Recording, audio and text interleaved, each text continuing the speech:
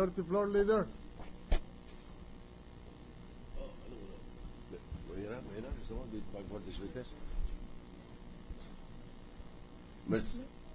Mr. President, may we recognize the President Pro Tem before we continue with the prosecution? Senator Estrada, Mr. President. The gentleman from the city of San Juan in the Philippines, the Senate Pro Tempore, has the floor. Thank you, Mr. President. I would just like to put on record, since the witness, the clerk of court of the Supreme Court has already been discharged, I would just like to put on record my observation that the statements of assets and liabilities and net worth of the Chief Justice for years 2002, 2003, 2004, 2008, 2009, 2010, and 2011. The dates of receipt are electronically imprinted, while that for the years of 2005, 2006, and 2007, the date of receipt are manually written. I think I find this unusual. And also, in one observation, the receiving clerk for all those manually received SAL-N seems to be accepted or received by a certain Verna, while most of those electronically received are received by a certain Juliet. That is all, Mr. President. Noted. May I just announce that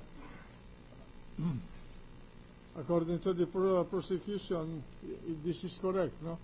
The prosecution does not need the clerk of court of the Supreme Court for tomorrow's hearing.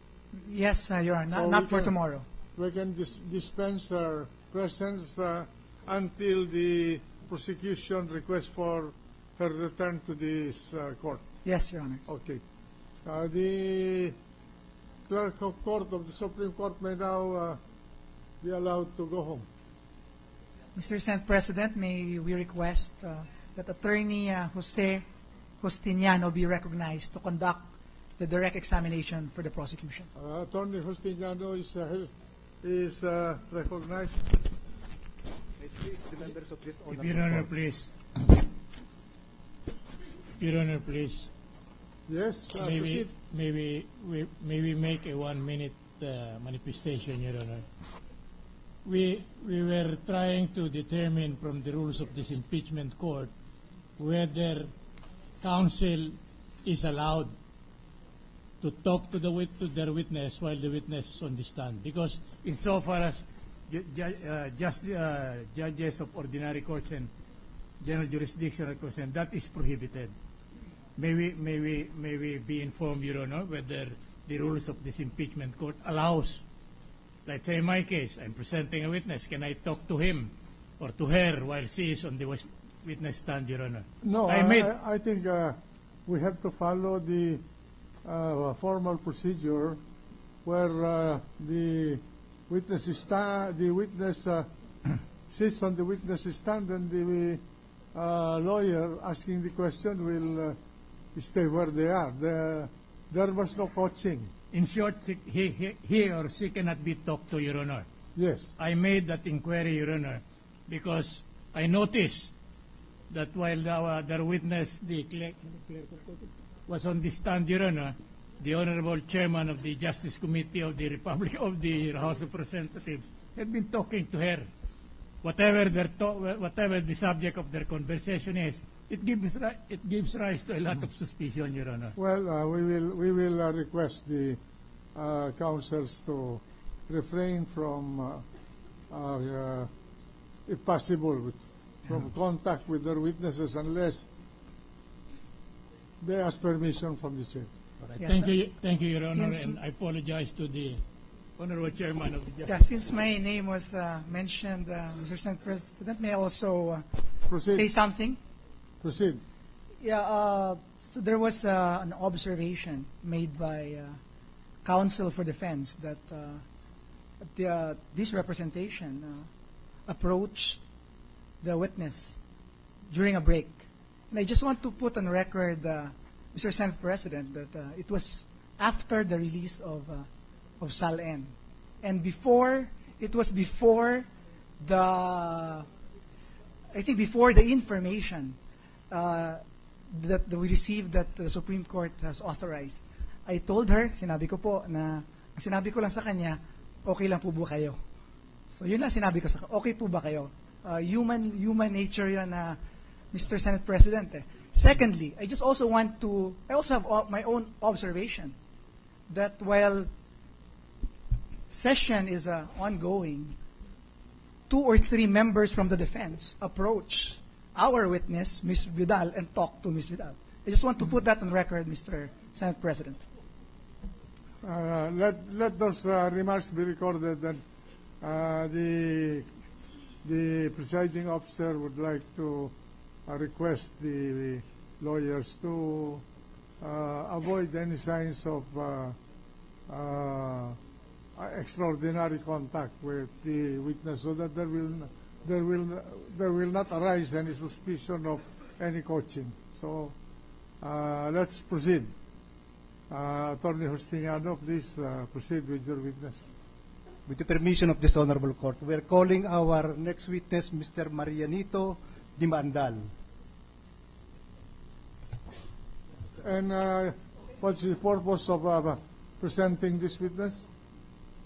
Your Honor, we are offering the testimony of this witness to show that he is a record custodian in Malacañang in the office of the President, that he will identify the SAL-N of Chief Justice Renato Corona from 1992 up to 2002, and that these copies are authentic reproduction of the original. What is the relevance of this proposed evidence?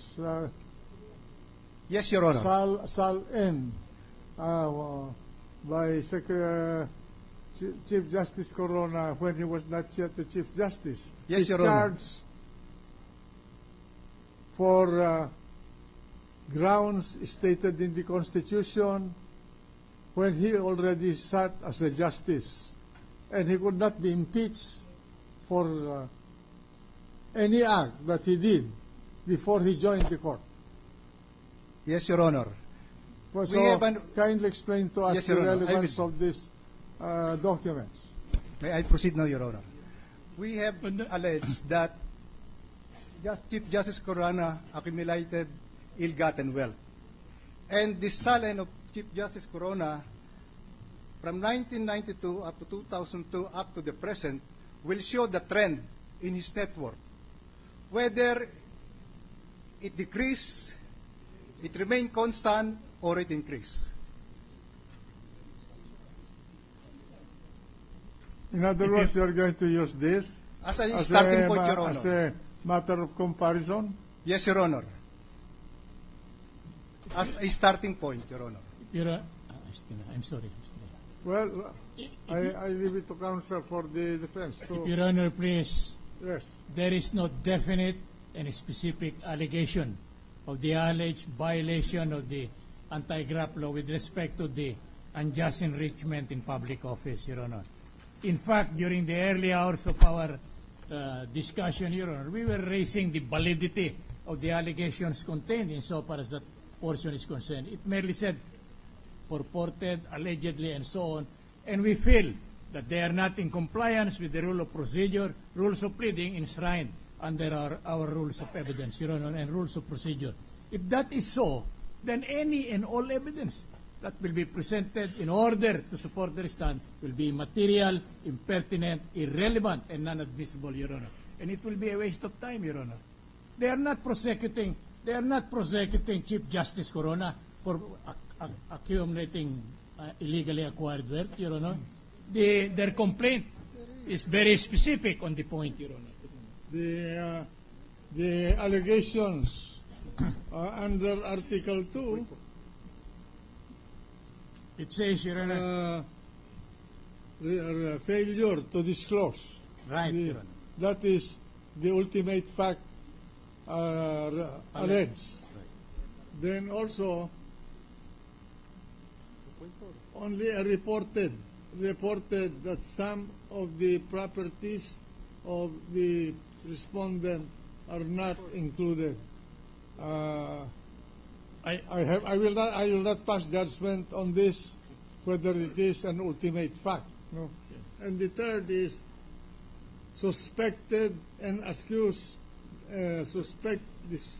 likewise suspected and accused of having accumulated ill-gotten wealth, acquiring assets of high values, and keeping bank accounts with huge deposits. This is the nature of the allegations in Paragraph 2.4. Paragraph 2. Article 2.